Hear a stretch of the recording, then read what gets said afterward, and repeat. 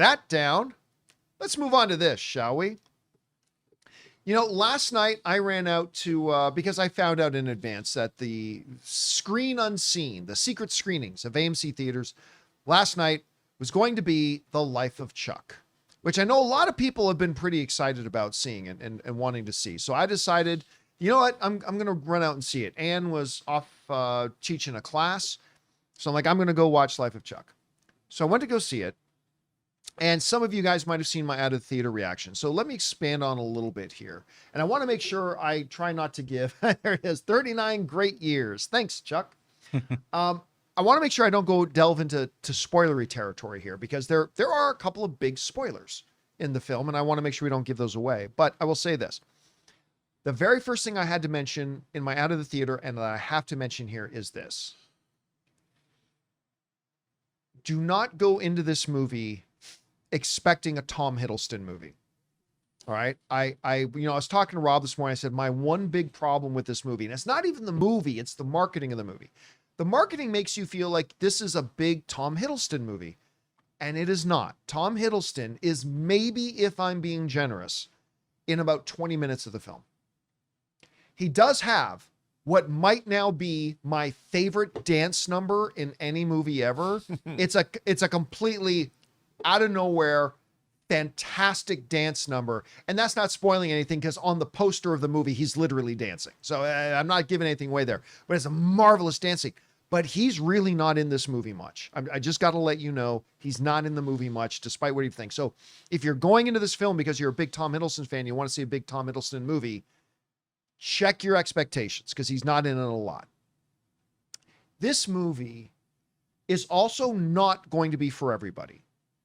If you're somebody whose sensibilities really connect with movies that are more action orientated, or if your sensibilities are one that connect more with movies that have like more of a more thrills to it, or more humor, or whatever, like that level of like entertainment, like I'm entertained watching this.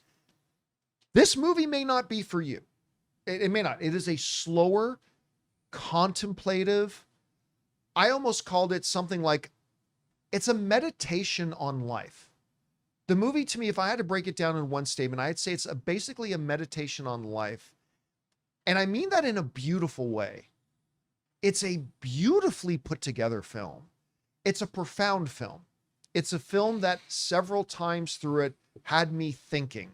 And thanks to terrific narration from Nick Offerman, maybe a career-defining performance, even though it's not a huge role, but for, why am I suddenly freezing on Mark Hamill? Mark Hamill. Why am I freezing on Mark Hamill's name? Mark Hamill. Maybe a career-defining performance, like by Mark Hamill. There's a moment in this movie where Mark Hamill basically, he's talking to another character, and he has this long speech that he just gives about math. And it's powerful, and it's passionate. And I kind of got drawn into it. And one of the things I said, Rob, coming out of the film in my out of the theater review was like, I got to think about this movie more, but I felt richer having seen it. And it's definitely a movie that makes you think and feel. And I really appreciate this movie. I don't know how I can highly recommend it to people, because again, I don't think this is going to be for everyone, but I count myself as one of the people who really appreciated this film. It's beautifully made. The performances are top notch. Guys, we want to take a second and thank a sponsor of today's video, Ridge. Okay, let's talk about this. This is easily one of my favorite upgrades I've made all year. This right here is the Ridge wallet, and it is such an upgrade over my old bulky leather wallet. You know the one, it looked like a sandwich and it felt like you were sitting on a brick. Ridge is a sleek, modern wallet that holds up to 12 cards plus cash, and look at this slim design. It's made from premium materials like aluminum, titanium, and carbon fiber. Mine is absolutely beautiful, and I get compliments on it all the time. And here's a part of it that really gives me peace of mind mind, it's got RFID blocking technology. That means your info stays safe from digital pickpockets. Plus, every Ridge wallet comes with a lifetime warranty. This is literally the last wallet you'll ever need. And right now, just in time for Father's Day, Ridge is having a huge sale. Get up to 40% off your order at ridge.com/Campea. Just head to ridge.com/Campea to find the perfect gift for dad or yourself. When you check out, they'll ask where you heard about them. Please support our show and tell them that we sent you. Give dad the upgrade he deserves this year. Anyway, Rob, you were somebody who read the original Stephen King short novel. Short story, really. I mean. And then you also went out to go see a screening of it last night. How did you feel about The Life of Chuck? Well, first of all, I'm a big admirer of Mike Flanagan's work. I mean, obviously, he previously adapted King and Dr. Sleep, which I really, really enjoyed. He's done Midnight Mass for Netflix. He did Fall of the House of Usher, which I love. I really like Fall of the House of Usher. It was a lot of fun. So, this won the Audience Award at TIFF. And I was really curious because this is a very odd short story to try and adapt. And, there's a certain inherent sense of whimsy in this story, kind of an existential whimsy, not like whimsy that's in, say, One Piece, but there's an existential whimsy to this. And the storytelling, it really is, I think, profound. This isn't going to work for a lot of people. I read some reviewers saying this is kindergarten Kierkegaard. And I'm like, you don't even know who Kierkegaard is. He just came up with that. That's a stupid statement. I thought I'm fine if somebody didn't like the film, but calling it that is stupid. Yeah, I think so too, because it's a story for everybody. It's not going to be for everybody because the structure is challenging. It's not your traditional narrative. To me, when I first was thinking about it, it's not like this movie at all, but it kind of reminded me of George Roy Hill's Slaughterhouse-Five from the early 70s, right, in terms of its fragmentation and I really enjoyed it for that reason. But I thought it was really warm and touching and moving, and it really is a story about how we all lead these lives of quiet desperation, and we all have tragedy because there's a lot of grief in this film. Yes, there's a lot of grief and tragedy, especially with the main character who maintains his humanity. And, you talked about that dance sequence. That whole sequence is about finding extraordinary joy in the mundane. And I was really deeply moved by that whole sequence, but also by the woman playing the drums that he's dancing to. Yeah.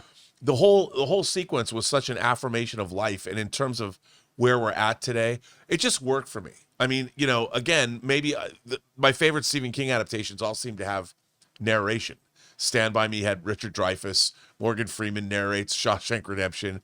But and again, Nick Offerman does such a great job as the narrator. Yeah, I don't know. I know it's against all screenwriting laws, but give me a movie like Barry Lyndon with great narration, I'm all in. But and the cast, John. Seeing Ferris Bueller's girlfriend, Mia Sara, playing the grandmother. At first, you're like, oh, my God. Last time I saw her, she was Sloane in Ferris Bueller. Or she was Lily in Legend. But she was great in this. She was great as a grandmother. She was great. And Heather Langenkamp, Nancy from the first Nightmare on Elm Street, shows up in a small role. There's all these great. Chiwetel Ejiofor was terrific. Karen Gillan. Karen Gillan was great. Everybody's great. Look out for you Stephen King fans. Christine makes a cameo, the car Christine, and there's a lot of he name checks Bob Fosse twice with videotapes of All That Jazz and Cabaret. Shout out to you, Mike Flanagan. All That Jazz is one of my favorite movies of all time. I love the movie, and Carl Lumbly, he was great too. Everybody, you know what, this movie just spoke to me. It was like tailor-made for R&B, I guess. But I loved it. It's not going to be for and I'll understand. Like, you and I were talking about, like, we have seen some people who haven't liked the film, and like we were saying, like, I get it. Like, I get, like, if somebody comes up to me and said they watched the film and they really didn't like it and they found it boring, whatever, I'm going to go, I can see why. I can. If this movie doesn't connect with you and your sensibilities, and all movies hit us differently, then I totally get why this won't be for you. But I just, for me, it's a movie I really appreciate. And again, I think I'm a little richer for watching. I was saying to you, one of my favorite movies of all time is Jean-Pierre Jeunet's Amélie. Yeah. And Amélie is not a movie I would have pegged to love. But when I was completely enchanted by Amélie because of its worldview. Dude, I teared up 3 times in The Life of Chuck. 3 times. And I didn't expect to do that. And I love when I don't expect to like get misty eyed, but I can't wait to see this movie again. All right, guys. Question is for you. Have you been looking forward to The Life of Chuck? Maybe you're one of the people who also went to one of the secret screenings yesterday and had a chance to see it. If so, what did you think about it? Whatever your thoughts are, jump down to the comment section below and leave those thoughts there. Hey guys, thanks so much for watching this video. Make sure you like the video, leave a comment, and subscribe to our channel. And don't forget, we have a daily podcast called the John Campea Show podcast, available on Apple Podcasts, Spotify, or your favorite podcasting app of choice. Go and subscribe to it today so it'll be there when you need it.